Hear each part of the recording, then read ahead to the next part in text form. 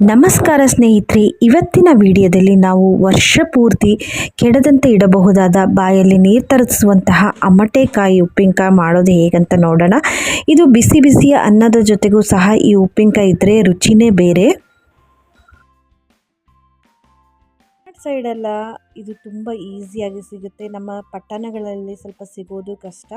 ಹಾಗೆ ಅಮಟೆಕಾಯಿ ಬಳಸೋದ್ರಿಂದ immunity power ಜಾಸ್ತಿ ಆಗುತ್ತೆ, ರೋಗ ನಿರೋಧಕ ಶಕ್ತಿ ಸಹ ಜಾಸ್ತಿ ಇರುತ್ತೆ, ಸಿ ವಿಟಮಿನ್ ಇರುತ್ತೆ, ನಮ್ಮ ಕೂದಲುಗಳಿಗೆ ಹೆಚ್ಚು ಉಪಯುಕ್ತವಾಗುತ್ತೆ, ನಮ್ಮ ತ್ವಚೆ ಚೆನ್ನಾಗಿರುತ್ತೆ ಈ ಅಮಟೆಕಾಯಿ ಬಳಸೋದ್ರಿಂದ.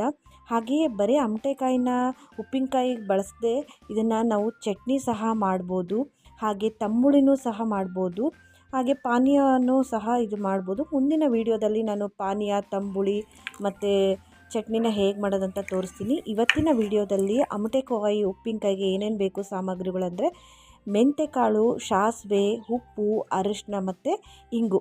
ಇಷ್ಟು ಇಂಗ್ರೀಡಿಯೆಂಟ್ಸ್ ಇದ್ದರೆ ಸಾಕು. ಉಪ್ಪಿನಕಾಯಿನ ಹಾಕ್ಬೋದು, ಹಾಗೆ ತುಂಬ ದಿನ ಕೆಡಲಾರ್ದೆ ಇಡ್ಬೋದು. ಅದ್ರ ಜೊತೆಗೆ ನಾನು ಅರಿಶಿನ ತೊಗೊಂಡಿದ್ದೀನಿ.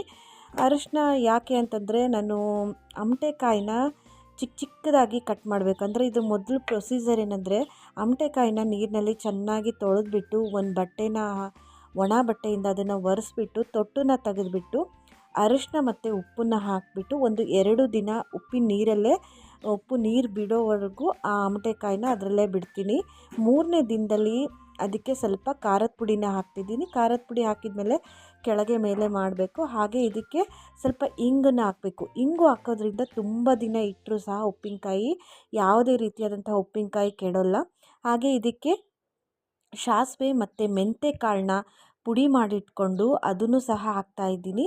ಇದು ಸಹ ಹಾಕೋದ್ರಿಂದ ಕೆಡೋದಿಲ್ಲ. ಎಲ್ಲ ಉಪ್ಪಿನಕಾಯಿಗಳಿಗೂ ನಾವು ಸಾಸಿವೆ ಮೆಂತೆ ಪುಡಿನ ಬಳಸ್ತಾರೆ. ಹಾಗೆ ರುಚಿಗೆ ತಕ್ಕಷ್ಟು ಉಪ್ಪನ್ನ ಹಾಕಿಬಿಟ್ಟು ಕಲಸಿ ಒಂದು ಪಿಂಗಾಣಿ, ಒಂದು ಬೌಲಲ್ಲಿ ಹಾಕಿ ನಾವು ಶೇಖರಣೆ ಮಾಡಿ ಇಟ್ಕೊಂಡ್ರೆ ತುಂಬ ದಿನ ಇಟ್ಟರೂ ಸಹ ಕೆಡಲ್ಲ. ಇದು ಆರೋಗ್ಯಕ್ಕೂ ತುಂಬಾ ಒಳ್ಳೆಯದು. ಎಲ್ಲ ಉಪ್ಪಿನಕಾಯಿನೂ ಬಳಸಬೇಕು. ಅದರ ಜೊತೆಗೆ ಅಮಟೆಕಾಯಿ ಉಪ್ಪಿನಕಾಯಿ, ನಿಂಬೆಕಾಯಿ, ಮಾವಿನಕಾಯಿ, ಯಾವುದೇ ಉಪ್ಪಿನಕಾಯಿ ಹಾಕುವಾಗ ಕೆಲವೊಂದು ಟಿಪ್ಸ್ನ ಫಾಲೋ ಮಾಡಿದರೆ ತುಂಬ ದಿನ ಇಟ್ಟರೂ ಸಹ ಹಾಳಾಗಲ್ಲ. ಇವತ್ತಿನ ವಿಡಿಯೋದಲ್ಲಿ ಅಮಟೆಕಾಯಿ ಉಪ್ಪಿನಕಾಯಿ ಹೇಗೆ ಮಾಡೋದಂತ ತೋರಿಸಿದ್ದೀನಿ. ಹಾಗೆ ಮುಂದಿನ ದಿನಗಳಲ್ಲಿ ಮಾವಿನಕಾಯಿ ಉಪ್ಪಿನಕಾಯಿ ಹೇಗೆ ಮಾಡೋದಂತ ತೋರಿಸ್ತೀನಿ. ಈ ವಿಡಿಯೋ ನಿಮಗೆ ಇಷ್ಟ ಆಗಿದೆ ಅಂದ್ಕೊಂಡು